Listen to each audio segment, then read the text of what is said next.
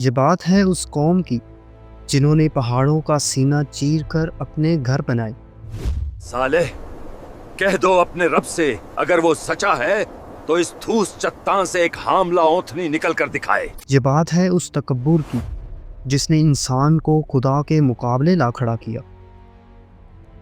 ہم سے زیادہ طاقتور کون ہے؟ دیکھ لو ہماری ان عمارتوں کو، کیا کوئی آندھی کوئی طوفان انہیں ہلا سکتا ہے؟ یہ بات ہے اس پانی کی تقسیم کی جہاں انصاف اور ظلم آمنے سامنے آ گئے، اور اسی وجہ سے آج ہم آپ کے لیے لائے ہیں ایک عبرتناک داستان۔ ہماری سوسائٹی میں آج بھی لوگ بڑی بڑی بلڈنگز اور اپنی ٹیکنالوجی پر ناز کرتے ہیں کہ دیکھو ہم نے نیچر کو کنٹرول کر لیا، پر افسوس ہم میں سے بہت کم لوگ جانتے ہیں کہ سعودی عربیہ کے اس ویرانے میں کھڑے وہ خالی محل آج ہم سے کیا کہہ رہے ہیں۔ کیا ہے میدان صالح کا راز؟ وہ کون لوگ تھے جنہوں نے اللہ کی نشانی کو کاٹ ڈالا؟ اور کیوں اللہ کے نبی صلی اللہ علیہ وسلم نے اس علاقے سے گزرتے وقت پانی پینے سے منع کر دیا اور فرمایا کہ یہاں سے روتے ہوئے گزرو؟ آج کی اس ویڈیو میں ہم جانیں گے قوم سمود کے عروج اور زوال کی کہانی، اور سب سے امپورٹنٹ 5000 سال پرانے اس واقعے کا آج 2025 میں ہماری زندگی سے کیا کنیکشن ہے۔ ان سب سوالوں کے جواب جانیں گے اس ویڈیو میں۔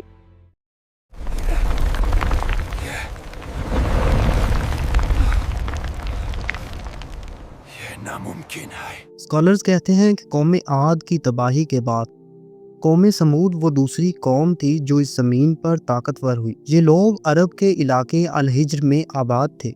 اللہ نے انہیں بے پناہ طاقت دی تھی۔ یہ پہاڑ میرے لیے رت کا دانہ ہے۔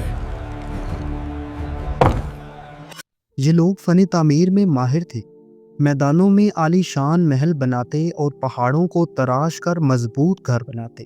ان کی کھیتی باڑی عروج پر تھی، باغات ہرے بھرے تھے، لیکن اس دولت اور ہنر نے انہیں اندھا کر دیا تھا۔ یہ بھول گئے تھے کہ یہ طاقت اللہ کی دی ہوئی ہے۔ انہوں نے بت پرستی شروع کر دی اور اپنے ہی ہاتھوں سے بنائے ہوئے پتھروں کے آگے جھکنے لگے۔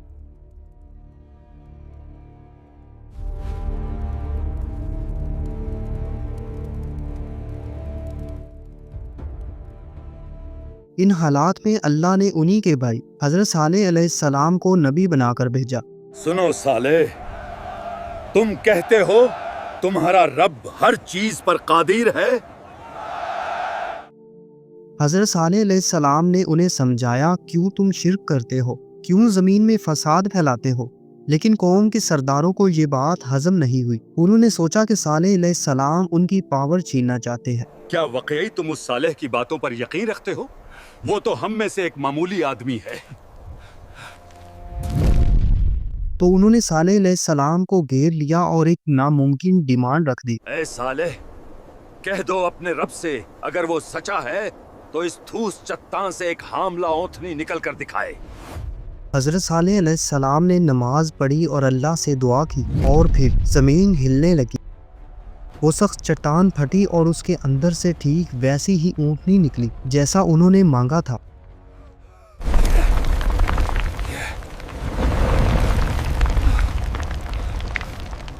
یہ ناممکن ہے۔ یہ ایک کھلا معجزہ تھا۔ اونٹنی کا نکلنا ان کے لیے امتحان بن گیا۔ اللہ تعالیٰ نے فرمایا، یہ اللہ کی اونٹنی ہے، اسے زمین میں چرنے دو، اسے کوئی تکلیف نہ دینا ورنہ دردناک عذاب آ پکڑے گا۔ اور سب سے بڑا امتحان پانی کا تھا۔ ایک دن وہ اونٹنی پورا پانی پیے گی، اور اس دن قوم کے لوگ پانی نہیں لیں گے، اور اگلے دن قوم پانی لے گی۔ اونٹنی پانی کے قریب نہیں آئے گی۔ سوچئے پورا شہر پیاسا بیٹھا ہے اور ایک جانور پانی پی رہا ہے۔ یہ ان کے تکبر پر چوٹ تھی۔ ہم سردار ہو کر پیاسے رہیں اور یہ جانور پانی پیے۔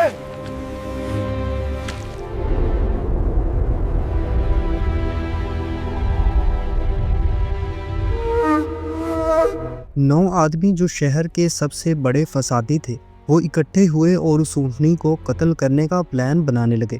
قدار بن سالف جو اس قوم کا سب سے بدبخت شخص تھا، وہ اس مقصد کے لیے کھڑا ہوا۔ کچھ روایات میں آتا ہے کہ عورتوں نے اپنی خوبصورتی کی پیشکش کی کہ اگر تم اس اونٹنی کو مار دو تو ہم تمہارے لیے ہیں۔ جب اونٹنی پانی پینے آئی تو کدار نے اس پر وار کر دیا۔ اونٹنی گر گئی، انہوں نے اسے ذبح کر دیا۔ لو سالے، مار دیا ہم نے تمہاری اونٹنی کو، اب لے آؤ وہ عذاب جس کی تم دھمکی دیتے تھے۔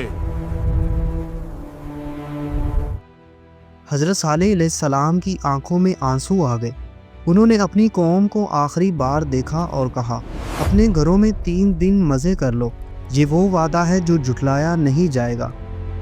مفسرین لکھتے ہیں کہ پہلے دن ان کے چہرے پیلے پڑ گئے، دوسرے دن چہرے لال ہو گئے اور تیسرے دن چہرے کالے ہو گئے۔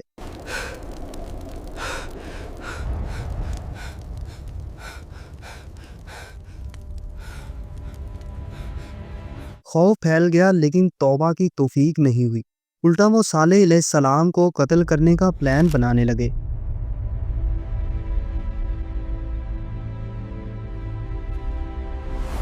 چوتھے دن کی صبح ہوئی، سورج نکلا، سب خاموش تھا۔ اچانک ایک سیاہ بھیانک چیخ نے ان کے کلیجے پھاڑ دیے اور نیچے سے زلزلہ آیا۔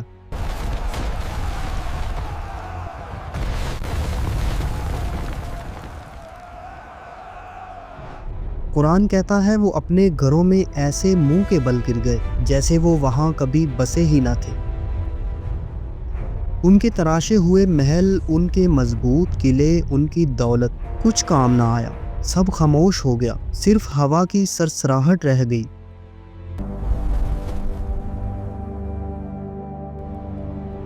جب حضرت محمد صلی اللہ علیہ وسلم تبوک کی جنگ کے لیے جا رہے تھے اور وہ اس علاقے الحجر سے گزرے تو صحابہ کرام نے وہاں کے کنووں سے پانی بھر لیا اور کھانا پکا لیا۔ آپ صلی اللہ علیہ وسلم نے حکم دیا، ہانڈیاں الٹ دو اور پانی ضائع کر دو۔ آپ نے فرمایا، ان عذاب شدہ لوگوں کی بستیوں میں مت داخل ہو مگر یہ کہ تم رو رہے ہو، کہیں ایسا نہ ہو کہ تم پر بھی وہی مصیبت آ جائے جو ان لوگوں پر آئی تھی۔ اور آپ صلی اللہ علیہ وسلم نے اپنا سر ڈھک لیا اور تیزی سے وہاں سے گزر گئے۔ تو دوستو 1400 سال پہلے نبی کریم صلی اللہ علیہ وسلم نے اس جگہ کو پکنک سپاٹ بنانے سے منع کیا تھا جہاں آج لوگ سیلفیز لینے جاتے ہیں۔ لیکن اس واقعے کا ہماری زندگی سے کیا کنیکشن ہے؟ غور کیجئے، قوم سمود کا سب سے بڑا جرم کیا تھا؟ Resource arrogance. انہیں لگتا تھا کہ یہ زمین، یہ ٹیکنالوجی، یہ ریسورسز ان کی اپنی ملکیت ہے۔ آج ہم بھی تو یہی کر رہے ہیں۔ ہم نے دریاؤں کا رخ موڑ دیا، پہاڑ کاٹ دیے اور نیچر کے ساتھ کھلواڑ کیا کہ آج کلائمیٹ چینج کی شکل میں نیچر ہمیں واپس مار رہی ہے۔ دوسری بات، نشانیوں کا مذاق۔ جب کوئی دین کی بات کرتا ہے، کوئی ایتھکس کی بات کرتا ہے تو ہم کہتے ہیں ارے چھوڑو، یہ پرانی باتیں ہیں۔ ہم ان باؤنڈریز کو توڑتے ہیں جو اللہ نے سیٹ کی ہیں، چاہے وہ سود ہو، حیا ہو یا کسی کا حق مارنا ہو۔ اونٹنی صرف ایک جانور نہیں تھی، وہ حرمت الہی یعنی اللہ کی مقرر کردہ حرمت تھی۔